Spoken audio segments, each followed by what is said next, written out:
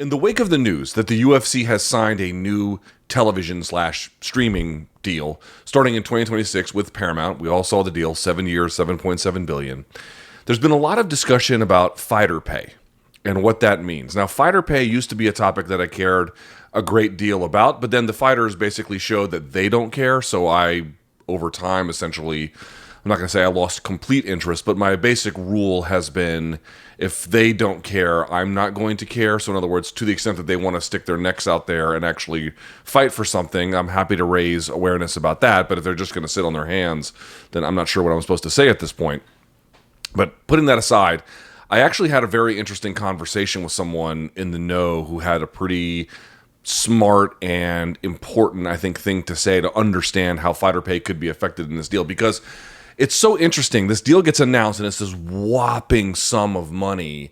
And there's a lot of interest in it on the consumer side, right? The fans are very interested in having no longer to pay for pay-per-view, which is totally understandable and totally reasonable. But then part of the conversation ended up being, well, this must be great for fighter pay, to which I'm going to ask, why? Why would this be automatically great for fighter pay? Now, it turns out that it could lead to a bump. We'll get to that in just a second. But this sense of like, oh, well, the UFC is making more money, surely they'll just be much more generous than they've ever been before, seems to be quite ludicrous. I actually had someone, in social media, take it for what it's worth, write to me being like, yeah, well, they'll do an ad rev split with the fighters now. And I'm like, why would they do that? They've never done an ad rev split, and there's no mechanism forcing them to do an ad rev split. Why on earth would they just start one now? Like, there's this presumption that because there's like a bunch of money floating around now, well, the UFC surely will just share a bunch more of it as a consequence. And again, there's a little something to that, but not nearly as much as you might imagine. So that's the first thing I want to say. But there are basically, three things to keep in mind. One, someone asked George St. Pierre and some other folks about it as well. Campbell McLaren, I think, spoke about it in addition. But they were like, yeah, this deal is great, except for the fighters. And GSP makes a point, pretty simple in my judgment, but quite correct, that if you're a fighter, and to the extent that you know what the pay-per-view numbers were, and Dana White has said previously that the fighters do have the right to audit, then you can use that as leverage for future negotiating, because you're going to say, hey, not only am I going to sell this amount, or presumably I'm worth this amount, part of going into a pay-per-view, and George St. Pierre outlines this, I have to do promotion for this, and I have to be a partner in this, so I want to be properly compensated. It gives them a financial benchmark, right? It's an informed decision that they're able to make. It sold, I'm going to make something up, 500,000 pay-per-view buys, and this gives them an understanding of where they fit into the marketplace. You then take that out, and they don't know exactly where they fit into this. There could be streaming numbers, and maybe they'll work on that, and maybe they'll have access to that. I don't know if they will. But the inherent benchmark that has been used for so long for the elite side of the talent pool has now been removed. And how does that benefit fighters automatically having less information and now less of an ability to leverage the UFC according to your interests? It probably doesn't, right? Is the first thing I'd say. Point number two, I'll put a link in the description box below. If you're watching on Substack, I'll put that in the post. Namely, John Nash did an interview with Rob Macy. Rob Macy is the head of the MMAFA, the Mixed Martial Arts Fighters Association. These are the folks that are behind various efforts to get the Ali Act extended to MMA. These are folks behind some of the lawsuits, at least providing some guidance, I should say, behind some of the fighter lawsuits as well. And he made a point on John's show, namely that, if you have an existing deal with the UFC, and right, it's based on this hierarchy of pay-per-view points, and then that deal is now unilaterally changed, there could be cause to then say, I'm either out of the deal, or at a bare minimum, we now have to renegotiate the deal from scratch. But of course, that would require the fighters, or more importantly, actually, I would say, the managers or the agents, to have a little bit of courage. And, I just think hell will freeze over before you get anything like that. You might get some fighters to push back. I don't think that they are necessarily totally immune to those kinds of considerations, but I think waiting for managers to do something like that is just a completely, a fruitless exercise, if ever there was one. However, the door could be open to it if someone is froggy enough, let's say. But this was the point I wanted to make. For all the folks out there being like, oh, and Jake Paul, I even saw tweeted being like, go get your worth. And I'm like, why are people saying this? Why are they just assuming that because the UFC is now making a bunch of money, they're going to share it? Like, understand two things. When the UFC signed that deal with ESPN, what did the fighters do to go collect that money? Right? NBA players would get 49% of it. What did the MMA fighters do?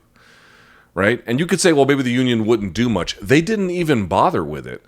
And you could say, well, what would the Ali Act do? Not the current TKO zombied version, but the one previously that was floated by Mark Wayne Mullen circa 2017. A bunch of fighters could have signed on to push that, and they didn't do that either. Like at every step where they've had at least some kind of an opportunity to have some skin in the game, they just refuse. So like I don't even know.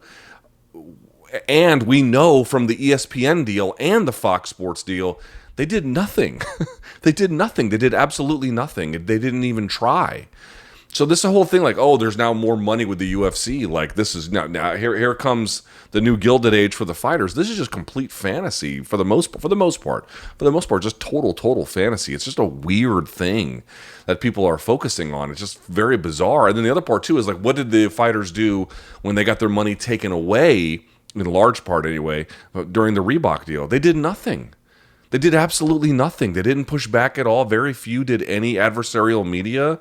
They did nothing. There was nothing that was ever done. Like, what is the footprint of fighter resistance when new money was added via the Fox Sports deal or the ESPN deal? Nothing. What was their footprint when their money was taken from them in the Reebok deal? Nothing.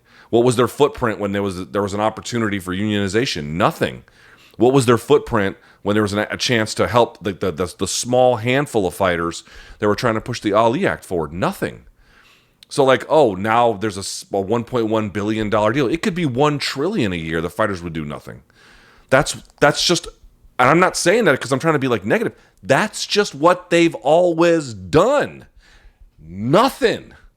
So anyway, however, there is one interesting caveat to this story. I spoke to a person who is no longer an MMA manager, but was one for quite some time and had clients that fought at the very highest level, that had pay-per-view points and the whole 9 yards. And what they told me was something kind of interesting. Namely, that when the ESPN deal was signed, what ended up happening was UFC came to them and said, hey, got a new deal here. We should renegotiate yours. How about, and I'm going to make something up here, this is just an example. How about we take your pay and bump it 2x, right? And the fighters look at that and they're like, wow, how generous. You're going to take my contract, you're going to double the value of it? This is amazing. But of course, here's the catch. The catch is that how does that compare to what, not are they getting more in absolute terms? Yes. How does that compare to the percentage of the total? Does that change in any kind of a way that where you were making, I'm going to make something up, 10% before, and now you're making 30% of revenue? Or is it just kind of keeping pace with you were making 18% before, and now there's a big bump on our side? We'll bump your salary, we'll raise it 2x, but it's still going to be in the overall amount that we allot to fighters, 18%. Right? They don't show on the other end what these various bumps and these contracts actually mean relative to what it is in terms of the overall revenue total. So it sounds real nice, like, hey, we're going to pay you a bunch more money, and great, they should pay them more money. I'm not mad that they're paying them more money. In fact, it's quite a welcome thing. But how much they're raising that money relative to what the overall amount is and what their share of that is, that's the relevant consideration. That's the one that is the most interesting. That's the one that you have to be paying attention to.